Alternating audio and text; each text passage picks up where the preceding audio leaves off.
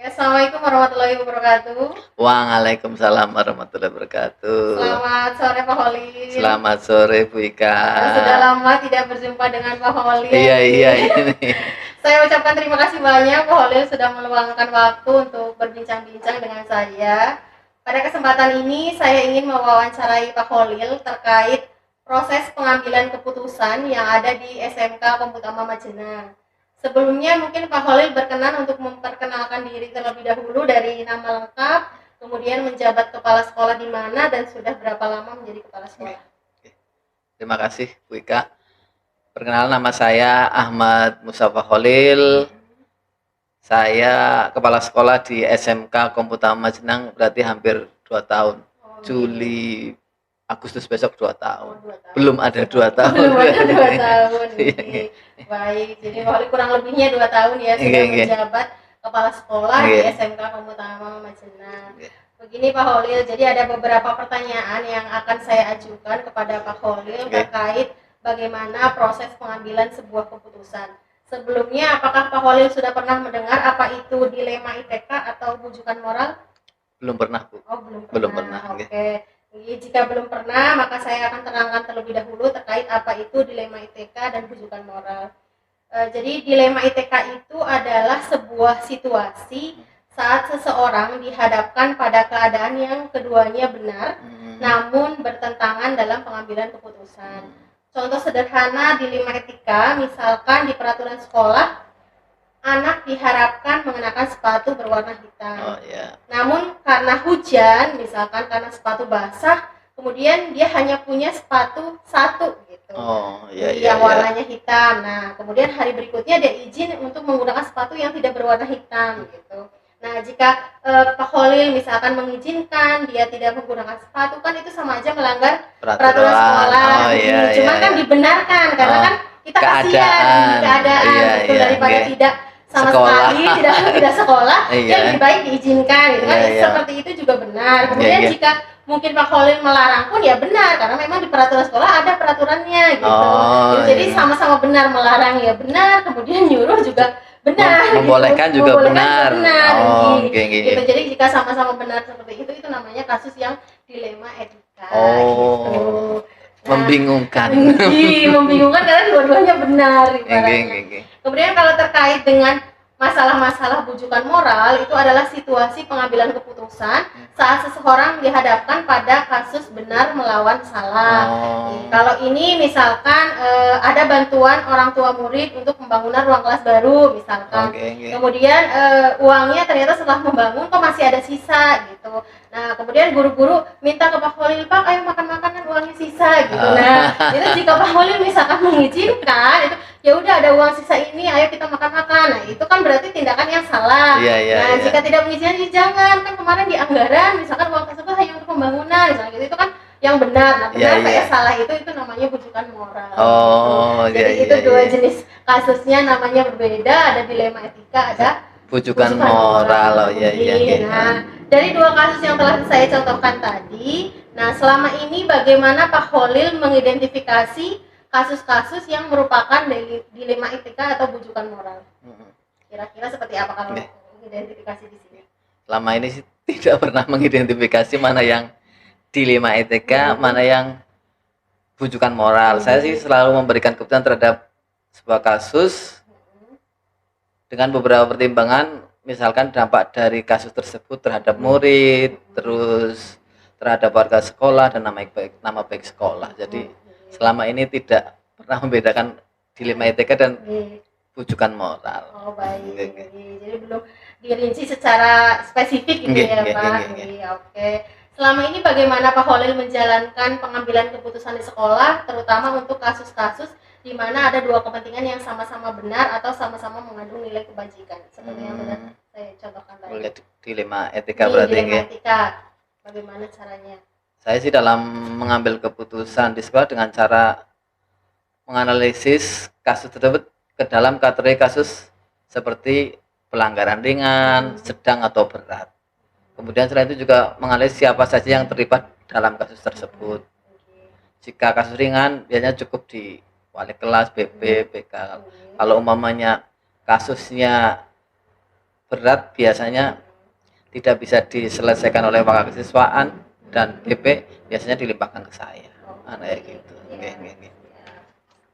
Terus kemudian pertanyaan selanjutnya, langkah-langkah atau prosedur seperti apa yang biasa Pak Holil lakukan selama ini?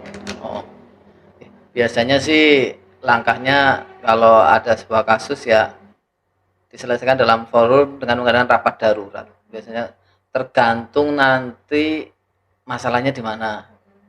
Kalau di siswa biasanya kami lebih ke kesiswaan. Kalau dengan Bapak Ibu guru biasanya dengan kurikulum. Kalau uangnya karyawan berarti nanti ada dengan KTU-nya. Kalau umpamanya dengan pihak luar biasanya nanti dengan humas kayak gitu di ada musyawarah mufakat kayak gitu, mana yang terbaik kayak gitu. Hal apa saja yang selama ini dianggap oleh Pak Holil paling efektif dalam pengambilan keputusan pada kasus-kasus dilema etika? Kalau hal yang saya anggap efektif dalam pengambilan keputusan ini, yang pertama itu menganalisis kasus sehingga dapat menentukan siapa saja yang terlibat dalam kasus tersebut. Terus setelah itu mengumpulkan fakta yang relevan. Terus meminta pendapat beberapa pihak yang saya nggak mau memberikan masukan ide terhadap penyelesaian keputusan tersebut. Biasanya kalau di kita ya dengan waka-waka lah, biasanya dengan waka-waka yang bersangkutan yang menghadapi yang ranah kebijakan masing-masing. Terus yang selanjutnya yang terakhir itu menentukan keputusan yang paling tepat dari beberapa solusi yang ada yang diberikan pada rapat forum. Baik, ada banyak sekali berarti ya tahapan efektifnya. Kemudian yang ketujuh, hal-hal apa saja yang selama ini merupakan tantangan dalam pengambilan keputusan pada kasus-kasus dilema etika? Tantangan terbesar saat saya mengambil keputusan dilema etika memikirkan dampak dari keputusan yang saya ambil itu biasanya, karena ya untuk mengetahui hal itu saya harus mempertimbangkan masukan dari orang-orang yang lebih berpengalaman. Misalkan bisa saya koordinasi dengan tim ahli, di kita kan ada tim ahli, jadi kita kalau masalah-masalah besar kita biasanya ke tim ahli dan pihak yayasan kayak gitu. Kalau saya udah tidak mampu, biasanya saya minta ke tim ahli sama yayasan. Gitu. Oke. Kemudian pertanyaan selanjutnya, apakah Pak Holil memiliki sebuah tata kala atau jadwal tertentu dalam sebuah penyelesaian kasus dilema etika? Apakah Pak Holil langsung menyelesaikannya di tempat atau mungkin memiliki sebuah jadwal untuk menyelesaikannya?